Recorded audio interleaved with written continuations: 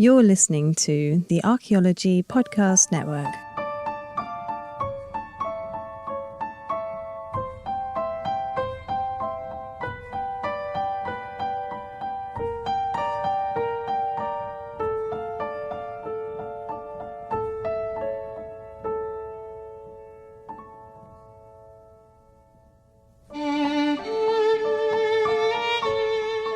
Welcome to the Past Macabre, where we journey through history to uncover how our relationship with death reflects the values, fears, and hopes that shape the way people live. I'm your host, Stephanie Rice, and I want to thank you for joining me, especially this episode, because it's been almost 1 year since the Past Macabre began. The first 2 episodes premiered on September 30th. This episode will come out the day before, so depending on when you're listening to it, it will either be just before the anniversary, the day of, or after. It's very, very exciting, and I just want to say thank you so much, whether you've listened to 1 episode or all of them. Thank you, thank you. It's given me a lot of confidence to actually continue on my journey into archaeology, and so many exciting things are coming, like another museum live stream. I'll give you more info at the end of the episode, so we can go ahead and get started. In episode 23, Sunken Cities Part 2, Ancient Mysteries at the Ancient Egyptian Port Canopus. Be sure to listen to the previous episode for the details about the series of events that led to Canopus sinking into the Mediterranean Sea. And I also went over the latest batch of artifacts that were lifted up at the end of August from Canopus during one of the latest underwater archaeology missions there. This episode is not to focus on the destruction of Canopus, but to look at the way people live their lives in Canopus, especially with a lot of the older artifacts that have been brought up from previous excavations here. It was a major trade port that was active from at least the 30th dynasty until it finally sank in the 8th century. It was also a sacred site of a unique form of Osiris in the shape of a human-headed jar that was named Osiris Hydrios or Osiris Canopus. It's thanks to this that ancient Egyptian embalming jars are now called canopic jars by all of us in modern times. It was a very important city during the Ptolemaic period especially, and when they deified their deceased loved ones, like turning a dead queen into a goddess, they honored them here at Canopus. And the Ptolemies held the Mysteries of Osiris here every year during the Nile's flood period, which was a very elaborate ritual. And it was meant to honor the cycles of life in ancient Egypt. The Romans seemed to both love and hate Canopus. Some writers treated it like a city of wild parties, and others celebrated its medicines and reputation for healing. Emperor Hadrian gave it a visit, so it probably wasn't all bad. So now, let's explore the myths and artifacts of Canopus.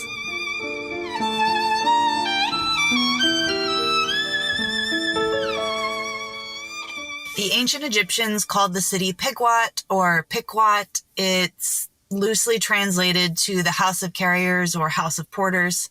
Canopus was the Greek name that came later based on a myth that associates its origins with the Trojan War and Homer's Iliad. Nicander is the source of the oldest known version of this myth. He speaks of it as if it's an already established story, so he's not telling the story as if he's making it up. It's not meant to be a narrative tale at all. He's attempting to just convey the facts as he knows it, and in this case, it also includes the mythology. Nicander wrote the myth in Theriaca, which is a guide about venomous animals around the world. And again, not really meant to be a narrative tale, just meant to incorporate all of the facts. So this tells us that the myth was well established before he wrote it down in the 2nd century BCE. According to him, Menelaus, who was the mythical king of Sparta, and he started the whole Trojan War when his wife Helen was taken to Troy. After all of the events of the Iliad, and while Odysseus was getting lost for the events of the Odyssey, Menelaus and Helen were returning victorious, and they had to stop on the shores of Egypt. According to Nicander, a Hemorrhaeus, or bloodletting snake, bit Menelaus' helmsman and friend, who was named Canopus, and he died here. Nicander describes a fairly gruesome death, and essentially Canopus was liquefied from the inside out, hence the name bloodletting snake. It was said that this snake's venom would essentially make you leak all of your blood out. Pretty gruesome. Another part of this myth says that Helen apparently got so angry that she stomped on the snake that bit Canopus and crushed its spine in several places. It was still able to get away, and according to Nicander, that's why the desert vipers and saw-scaled vipers of Egypt move in the sidewinder way, as we call them here in the United States, instead of the normal way that snakes move. Menelaus and Helen are said to have put up a sort of monument or maybe even a small temple here for Canopus in honor of the place that he died. And it's said that that's the city that grew around it is now Canopus. Aside from the Greek mythical origins and associations with the city, it was also known as a sacred city for Osiris. But Osiris was worshipped in a very unique form here, where he was a human-headed jar that held healing waters. He was called Osiris Hydrios by the Greeks, which meant Osiris of the waters, and also Osiris Canopus, named after the city. And this is why the canopic jars of ancient Egyptian mummification processes are called canopic jars today. Early researchers would find these jars and assumed that they were meant to be recreating the Osiris of Canopus. But those jars were actually just called kebu-in wet, which basically means just jars for embalming. They weren't particularly identified with Osiris, and not even Osiris Hydrios or Canopus specifically by the ancient Egyptians, because the canopic jars, as we call them, predate the city of Canopus and that form of Osiris worship by quite a long time. Osiris Canopus was very closely associated with healing, more so than other variations of Osiris seen across Egypt, and people would reportedly travel from far away to receive the healing waters of this Osiris here. As with every cult center across Egypt, Osiris wasn't the only deity worshipped here. There were many, and I won't go into all of them, but one of the artifacts that was found at Canopus during previous missions and lifted up out of the sea is called the Nous of Decades. This was commissioned during the late period of Egypt by Nakhtinabu, who was the first pharaoh of the 30th dynasty. The 30th dynasty was the last native dynasty of Egypt, and he ruled from about 380 to 362 BCE.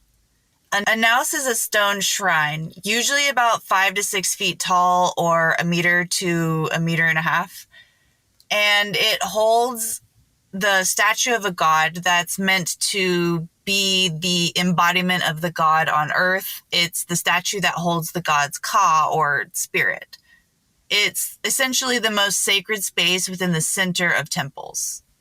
That's the statue that would be given all of the offerings as part of rituals and would be taken out and placed within the rituals, any that involved processions, in order to represent the god physically being there.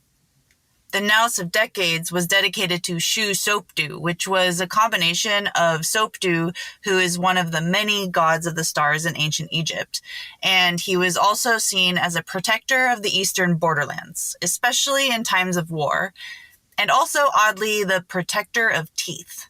He was originally worshipped in the Sinai Peninsula during the Old Kingdom. I won't be going into the nuances of the various little things he was responsible for, but the other god that was merged with him was Shu, who was essentially the god of atmosphere, though the ancient Egyptians didn't use that term.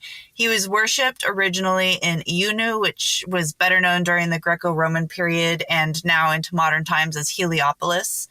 And his worship spread throughout Egypt over time. A lot of the gods of Heliopolis did and became some of the most famous Egyptian mythology we know today. And the Nous of Decades has one of the creation myths that talks about how Shu created the world by separating the sky goddess Nut from the earth god Geb.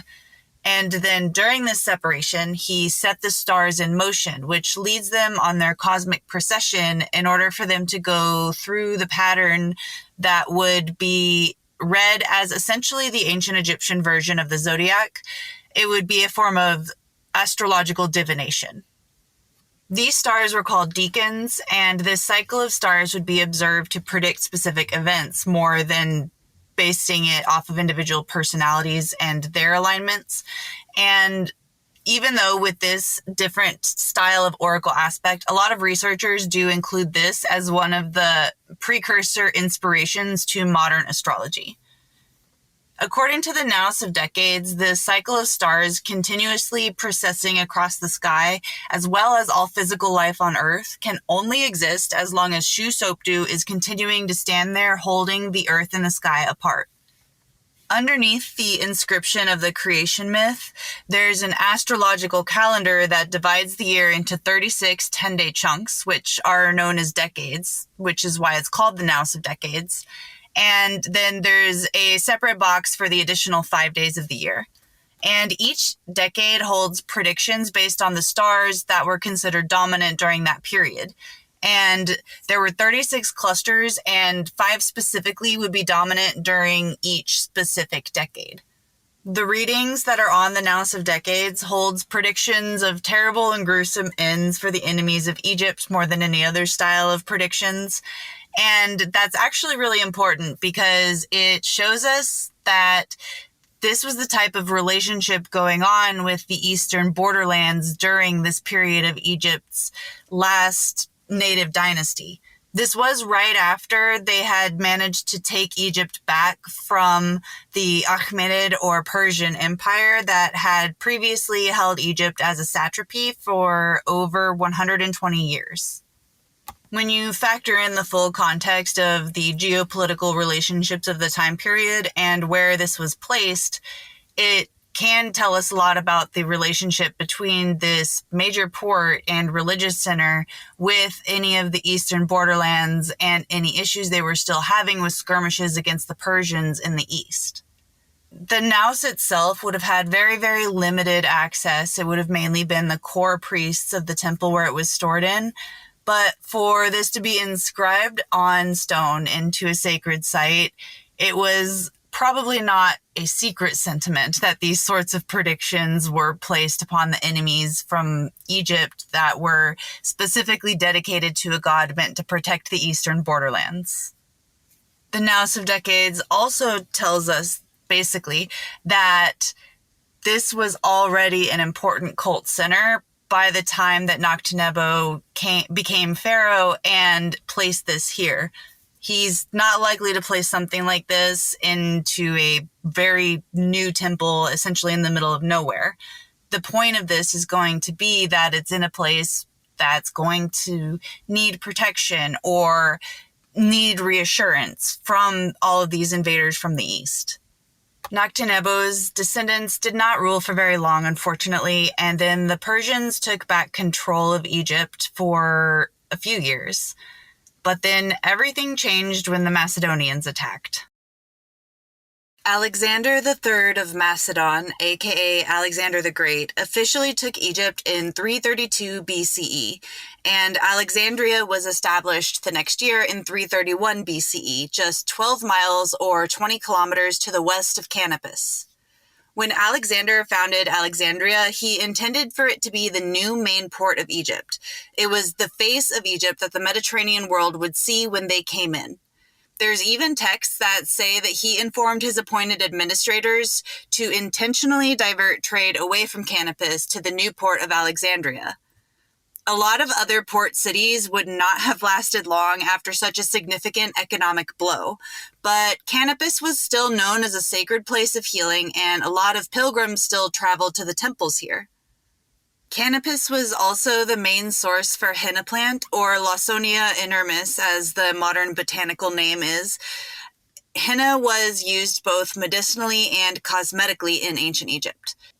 There are actually texts that date as far back as 1550 BCE, especially the Ebers Papyrus, which is a very large medical papyrus that includes details about the environmental factors that make henna plants better for staining versus the environmental factors for medicinal purposes. While the Ebers Papyrus doesn't specifically mention Canopus or any location by name for the best henna plants, later writers do associate Canopus with the henna plant and say that it's the best place in the entire southwestern Asia, northern Africa region that would have the sources for henna, both as the raw resource to make their own plants and medicines made of henna. In the show notes and on social media, I'll be sure to share an ancient Egyptian recipe for a henna-based ointment that's called cyprinum, which there are several ancient sources that tell us what the ingredients were, but this recipe comes from Dioscorides, whose writings were considered the source of truth for medicines for over 1,500 years. He actually wrote down the exact measurements of each ingredient to make it exactly as the ancients did today. He also identifies Canopus as the best place for medicinal henna plant and henna-based medicines. So that goes to show how important the place was, considering he was the source of truth for all botanicals that were used in medicinal ways. The perpetual association with healing is very interesting to me, simply because Canopus was also deeply tied to death. The city's origin myth says that it started with a death. The main deity is Osiris, ruler of the underworld, and it's also seen as a sacred place of healing. I just think it's a great example of the duality that was a big part of the ancient Egyptian worldview. And that was something that also carried on into the Ptolemaic period. When the Ptolemies took over, they used a lot of the ideals and imagery from ancient Egypt and mixed it with a lot of the Greek ideals from their world, or Macedonian. We generally call that region the Greek world now. There's actually a lot of delineations that I won't get into, but they bring a lot of those ideals in from their home region, and they use these to both legitimize their rule over Egypt and then also not alienate the other people from the Greek mainland who are going to be coming to Egypt more as traders and settlers. Alongside this healing reputation that continued at Canopus, it reportedly became a favorite city of relaxation for the Ptolemies. Some writers even compared it to a resort city, even going as far as saying it was a place of excess and vices. It's unclear how much of that is embellishment or if it's another one of the reasons why Canopus thrived through the Ptolemaic period after Alexandria was built. We do know that there were several Ptolemaic rulers who went to great expenses to add their mark to Canopus. One of the things brought up from the underwater missions and a previous year, not this latest one, was a colossal statue of Arsinoe II, who was Queen of Egypt alongside Ptolemy II. Arsinoe was deified when she died and associated with both Isis and Aphrodite. This statue shows her in a traditional pose like older colossal statues from Egypt, but she's depicted with Greek-style hair, and her dress and carving styles are done with methods that were very popular in the Hellenistic world at the time. This statue is specifically carved in a technique that's called the wet drapery technique, and it was generally only used to depict goddesses in the Hellenistic world, and the technique is very, very difficult. So the Arsinoe statue is actually considered a masterwork because it is very, very, very well done. It truly looks like the drape that's on her could start moving in the wind at any moment, or that the stone could come to life and just start walking. The body lines are very realistic. Like, there's even like small details that just give it the illusion of life. So clearly somebody came in who was already an expert at doing this type of craftsmanship, most likely already from the Hellenistic world, from Macedonia, because this wasn't a technique that was common in Egypt. While the pose was the same as the Egyptian style, the technique itself was so different, it wasn't very likely that there would have been a local Egyptian artisan who would have done this. The statue is also made of black granite, which comes from Aswan, which is 1,100 kilometers or 680 miles to the south. So Canopus was clearly a very important place to the Ptolemies because that's a very expensive length to go to source this rare material and then shipping it a very long distance. And again, as I said, like, you also are bringing in a master artisan to work on it and then housing them, feeding them, etc. So again, clearly a very important place to be for Ptolemy II at the very least. And it was seen as an important place for people to remember and worship his deceased wife after she was deified. Another very important Ptolemaic artifact related to Canopus wasn't actually found here. There were copies of it at multiple excavations in different places, and it's called the Decree of Canopus. It records a large assembly of head priests from temples all across Egypt that was held at Canopus specifically on Thursday, the 7th of March in 238 BCE. That's how specific these records were. This is actually how we knew that Canopus was a real place and not just something of myth that the Greeks wrote about, or a bit of an embellished metaphor for a wider region of the Delta when it comes to speaking of the henna plant that was grown. So it's very wonderful to have these tablets that were found that actually name the place, explain roughly where it is, and these are the sorts of things that archaeologists have used in order to locate these lost cities. The Decree of Canopus was important because it had the very first 365-day and 1/4 day calendar. It's considered to be the most accurate ancient calendar that we know of as far as what's been documented and left for us to find now. And it holds information about all sorts of things that went on during the year that Ptolemy III ruled. For example, it goes into a famine that happened, so he had to increase taxes in order to afford to import grain from abroad. It also talks about rebellions that he had to deal with using military force, and also trade deals that he had to make. And then one of the most important pieces as far as this episode is concerned is it also deifies his daughter. And so she had died young, and she was deified with the title Berenike, Mistress of Virgins. Now, there's multiple Berenikes. You've probably heard me say that name before. It's the site that I work at in Egypt, which is named after Ptolemy II's mother. So it's a very popular name. There's multiple Ptolemies, multiple Arsinoes, and there's even multiple Cleopatras. The most famous Cleopatra is actually Cleopatra VII. But anyways, so the texts get very specific in the actual rituals that should be followed for this new cult of Berenike and the Mistress of Virgins. And it includes an annual procession by sacred boat commemorating the day that she died. So this is a really great glimpse at essentially how new cults were established when it came to a lot of the rulers who did end up deifying their relatives, even in the older periods that aren't so explicitly documented, because the Ptolemies loved copying ancient traditions. So most likely this type of deification process was very similar to what they would have learned from the other Egyptians who talked about like the New Kingdom history and things like that, because we do know that other Ptolemaic rituals were based off of texts that we have found from the New Kingdom. And they likely had a much more access to it than we do, because by now much more things have been destroyed, especially with all of the looting that did go on in antiquity. And then after all of the new rites on the Decree of Canopus, there's another piece of very important information that gives us a very detailed look at how important the city was for the Ptolemies. It goes into the details of this ritual that was known as the Mysteries of Osiris, which was part of a larger festival that was held during the month of Khoiak, which was the inundation period.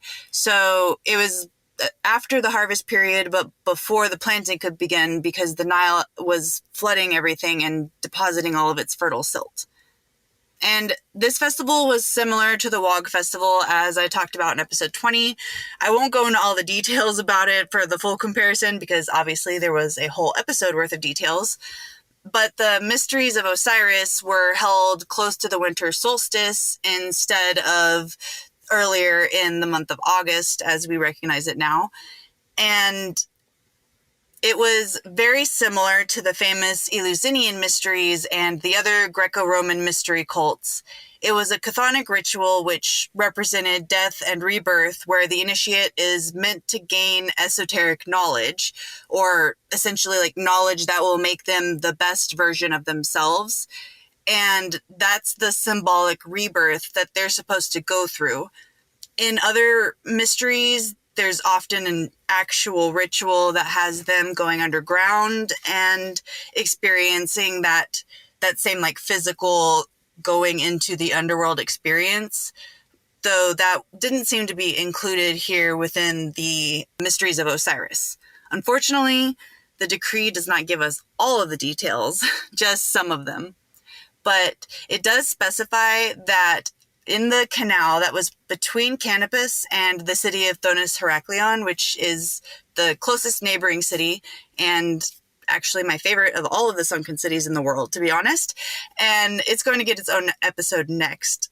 But anyways, the sacred procession by boat would go through this canal. And the reason why I need to mention Thonis in the first place is because the ritual specifically involved Amun, who was the head deity of Thonis, and Osiris, who was the head deity of Canopus.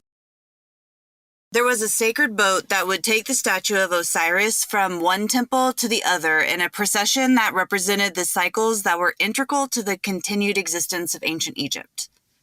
The living pharaoh, who during this period it was believed he was chosen by Amun, and that changed during the periods of ancient Egypt's history. Again, long history, lots of changes to the deities. But in this cycle, he was chosen by Amun, and then he became one with Osiris, the king of the underworld, whenever he died. And then the cycle would begin again with the next pharaoh. And this cycle was symbolically present in the daily solar cycle as the sun set and entered the underworld each night to be reborn again each dawn. Osiris, also as an agricultural god, was closely related with the food that depended on the annual Nile floods, and that cycle as well was, again, integral to the survival of Egypt. The flooding of the Nile happens fairly regularly in these ancient times, so again, it was a cycle that could be relied upon almost every year. There were obviously famine years and difficult years, but it was seen as a constant process that could be expected as long as Ma'at was followed. According to the decree of Canopus, during this procession, the priests of every single temple, not just temples dedicated to Osiris or Amun, were meant to offer sacrifices upon altars that would be set upon both sides of the canal as the boat carrying the statue of Osiris passed by. Votive offerings found along the canal bed show that people were also throwing in small model boats that were made of lead, as well as potsherds, and it's possible that they had writing on them at one time, but it was washed away by the sea, and likely these were both seen as ways to send a message or a wish to the gods or someone in the afterlife.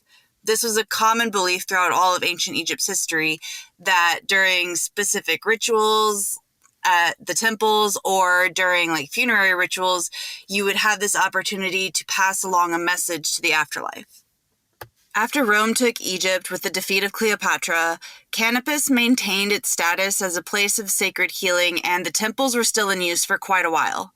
But some Roman writers began to also associate it with excess and vices. Seneca the Younger wrote about Canopus between 63 and 65 CE, and he said that Canopus was not a place to live if you wanted to be a Stoic. In letter 51 of his moral letters to Lucilius, he says, "There are places which the wise man, or he who is in the way towards wisdom, will avoid as foreign to good morals.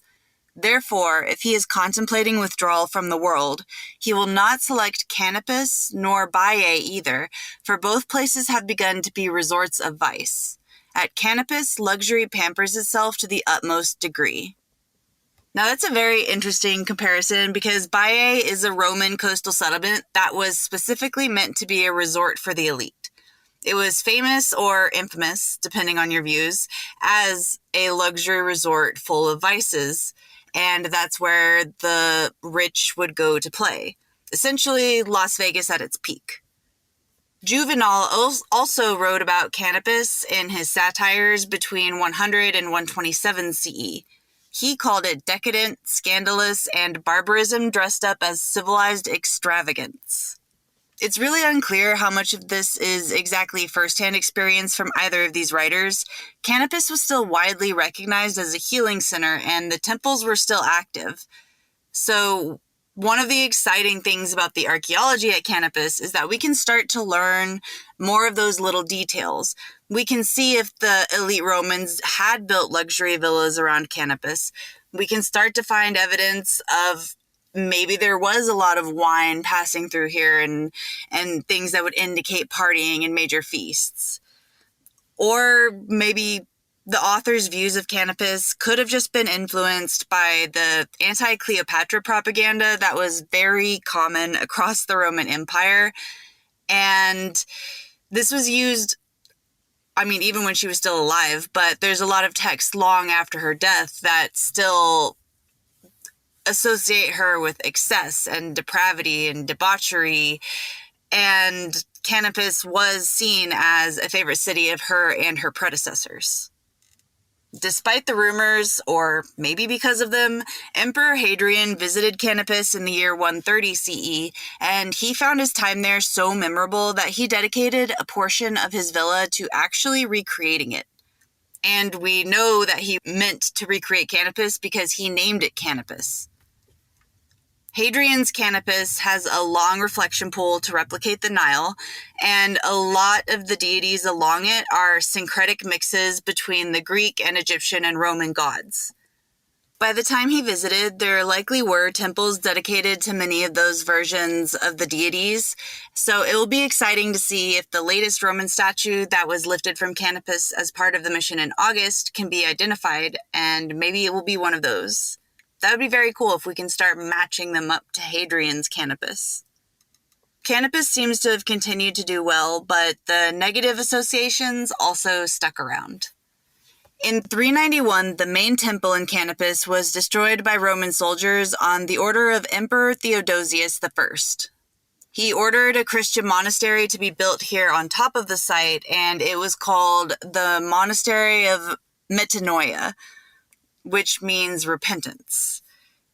It was established to specifically eliminate the pagan celebrations in Canopus that had been deemed as particularly sinful by the church. So it would seem that this partying reputation stuck around for Canopus.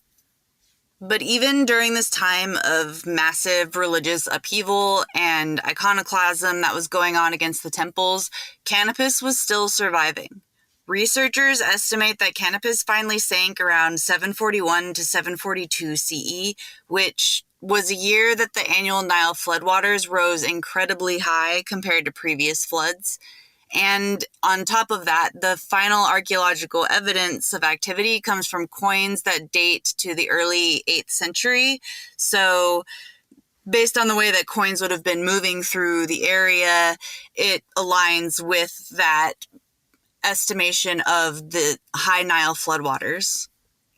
Now that Canopus is completely submerged, it's very difficult to lift artifacts in order to study them or to display them in museums. The artifacts that were lifted during the mission in August and on previous missions as well are carefully selected out of many, many, many options.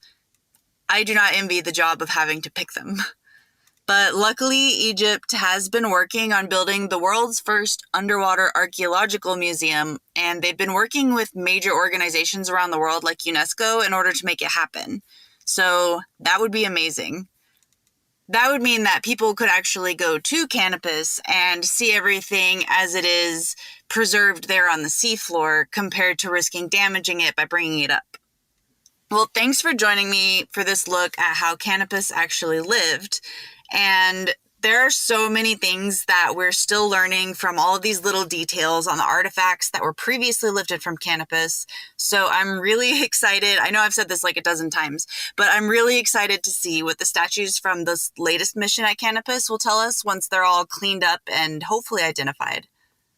Make sure you join me for the next episode, which will be all about Thonis-Heracleion, which was Canopus's neighbor. And as I said before, it's my favorite sunken city in the entire world. And it's actually the very reason why I got my scuba certification in the first place. And as I mentioned in the beginning of the episode, I will be doing another museum live stream soon. This one will be on Saturday, October 18th for International Archaeology Day. In keeping with the Sunken Cities theme, I'll be at the Lost City Museum in Nevada. It's a museum that's dedicated to preserving the artifacts of a nearby sunken city that was home to ancestral Puebloans for thousands of years. The main part of the city, including the ruins of a massive 100-room structure, sank when the Hoover Dam was built and Lake Mead was formed, but it had been abandoned before that. So join me on October 18th at 12:30 p.m. Pacific time for a walkthrough of the museum, and I'll chat with the archaeologist on site, which is very cool that they have an archaeologist on site. The center of their museum is actually the original archaeological site there, so again, very cool. And we'll also do a tour of the portions of the city that are still above Lake Mead, so again, very cool. October 18th, 12:30 p.m. Pacific. I know I've said very cool like a dozen times, but it will be very cool. Thanks again for joining me. Until next time. Thanks for listening. Be sure to subscribe to keep up with new releases. Please leave a rating and a comment. That helps the show reach others who may be interested in the past macabre. For access to bonus content from all Archaeology Podcast Network shows, become a member at archpodnet.com/members. That's archpodnet.com/members. You can find show notes for this and other episodes at archpodnet.com/TPM and follow Past Macabre on Instagram. That's PAST_MACABRE. You'll find pictures of the sites and artifacts discussed, Q&A sessions, and episode topic votes.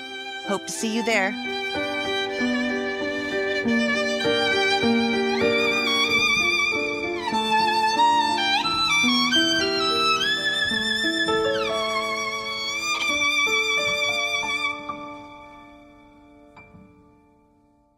The Archaeology Podcast Network is 10 years old this year. Our executive producer is Ashley Airy, our social media coordinator is Matilda Siebrecht, and our chief editor is Rachel Roden. The Archaeology Podcast Network was co-founded by Chris Webster and Tristan Boyle in 2014 and is part of Cultural Media and DigTech LLC. This has been a presentation of the Archaeology Podcast Network. Visit us on the web for show notes and other podcasts at www.archpodnet.com. Contact us at chris@archaeologypodcastnetwork.com.